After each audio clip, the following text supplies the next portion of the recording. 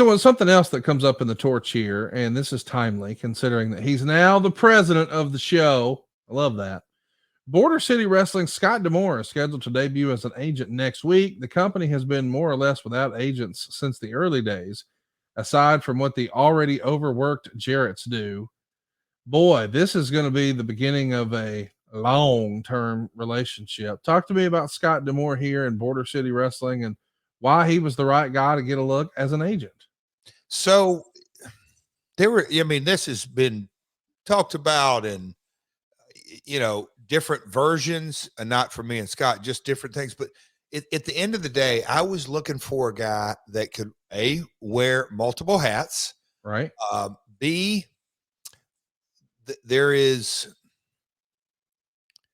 a mindset. I wanted young, but gosh, it was not, you can't get somebody green, hadn't been in the business 3 or 4 years, but had a business head, a talent relations kind of mindset, but also a producer role that knew the nuts and bolts of the matches, just had a different skill set that wasn't easy to find. But I also wanted someone that felt comfortable in that, hey, Jeff, here is maybe another way to do this, but at the end of the day, whatever you kind of hand the ball off to me, I'm going to go get it done. And Scott had that mentality from the very first time.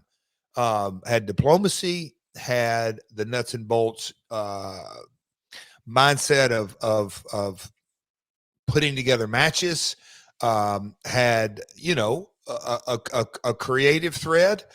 But was he perfect at that stuff? No, but he wasn't afraid to go to work at the end of the day. But me and him personally have chuckled about that.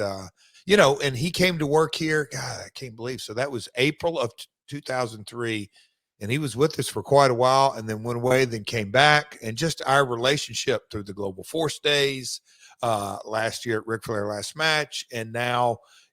They're shaking and moving and celebrated the 20th anniversary of the organization. And now it appears, they're doing even more, and got to see our man, Nick Aldis, return to the company. Anyway, but day one, Scott kind of checked all the boxes of that I was looking for, because I desperately needed help.